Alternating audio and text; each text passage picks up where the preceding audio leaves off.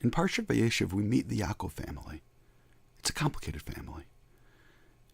Having different mothers creates complications. Yosef is a favorite son.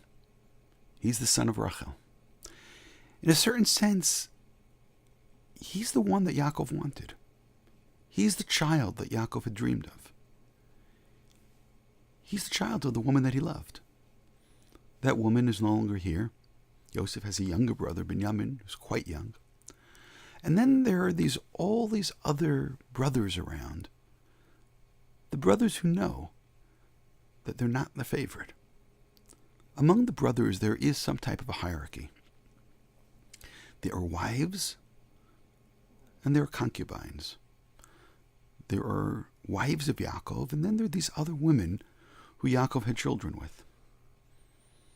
The wives were, of course, Rachel, who no longer is with us, and Leah. Yosef does something interesting. We're told that Yosef, who has the status of favorite son, he reaches out to the children of the concubines, and he has a relationship with them. And there may be various reasons for this. One, ever since his mother died, most likely Bilhah has become the woman to replace his mother as a mother. She was a servant of his mother. So she seems to be the one to fill that role. And with Bilhah, we understand the complication. Because Yosef's brothers, and again, we have 6 of them from Leah, which are going to be the strongest group, 2 from Bilhah and 2 from Zilpah, and they're going to be the ones who probably have the lowest status. Yosef reaches out and treats them as brothers, which is something which Yosef always does. Yosef is always searching for his brothers. Yosef is sincere. But of course, when Yosef gives these brothers, the sons of the concubines, when he treats them as brothers, there's a victim involved, and that victim are the 6 sons of Leah. It probably causes them to be even more furious, because Yosef never loses his status as favorite son, but by treating the children of the concubines as equals, Yosef has catapulted those 4, and for that, most likely, they are unforgiving. But when we look at Yaakov's sons, there is reason for us to be disappointed. Reuven already has done something completely outrageous. Reuven, according to the simple reading of the text, has climbed into bed with Bilhah, most likely trying to state that on the one hand, Bilhah is not a real wife, and therefore these children are not real siblings. There's some kind of a slave status. They're not the same as the siblings, and Yosef undoes that. Furthermore, by quote-unquote taking his father's concubine, Reuven most likely is trying to show that he is the one who will one day inherit his father.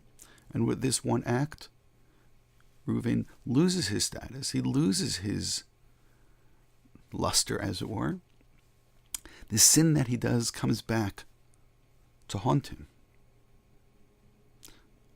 Reuven's attempt to catapult himself as the heir, the major heir, the firstborn, does not really work.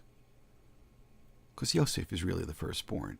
And as strange as that would be to call someone the firstborn, having so many older siblings, but he's the firstborn of Rachel. He's the firstborn of the one that Yaakov loved. So Yosef, on the one hand, is working to create equality between all the brothers, even though he has a lofty status. Reuven is trying to show distinction between the brothers. The next 2 siblings of Reuven, on his mother's side as well, are Shimon and Levi, and they're the ones who went into a city and wiped out a city. Yaakov attacked them for that. In this week's parsha, we're going to learn about Yehuda and certain mistakes that he makes as well, which means one by one it seems to be that the children of Leah are being pushed aside. And there really is only one leader who's going to emerge, and that, of course, would seem to be Yosef. The only problem with his leadership, which is the stuff of his dreams, the brothers never do accept Yosef's greatness until perhaps many, many, many years later. They don't see what Yaakov sees, and Yaakov seems to anoint Yosef as the leader. He doesn't send him to work with all the others, rather to report on the others, and they hate him for this. They can't accept him for this. It was the will of God that caused Yosef to be separated from his brothers. The will of God was manifest in this anonymous man in a field, who, when Yosef goes looking for his brothers, and he says something which is raw and it's true, and it goes to the very core of Yosef's being. Yosef asks what he's looking for, and he says, I'm looking for my brothers. And that remains true in Yosef's entire life. But of course, had this anonymous man not been in the field, Yosef never would have found them. Yosef would have gone home to his father empty-handed. And the sale of Yosef never would have happened, and Yosef never would have been separated from his brothers. And God's plan of the slavery would have had to take place with a different script. But apparently part of this plan was that Yosef needed to be separated.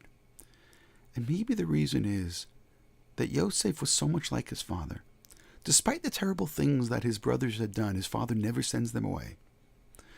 And at face value, though we can debate this point, it seems to be the things that Reuven and Shimon and Levi and Yehuda do are worse than things that were done by Yishmael and by Esav. Nonetheless, Yaakov refuses to send them out of the family. The family would be intact. And it's quite likely that Yosef feels the same way, and Yosef would have done all kinds of things to keep the family together. But Yosef needed to grow independently of this family. Yosef needed to grow independently of his brothers. Yosef needed to become Yosef. And with his brothers around him, Yosef would have done all that he could, just like he did for the children of the concubines, to try to remain equals. Yosef's greatness needed to emerge. And apparently part of God's plan was that for Yosef's greatness to emerge, he needed to step away from his brothers. And the day will come that they're going to meet up again, and they're going to look him in the eye and have no idea who this is. They couldn't imagine that Yosef really was so great. But in fact, he was.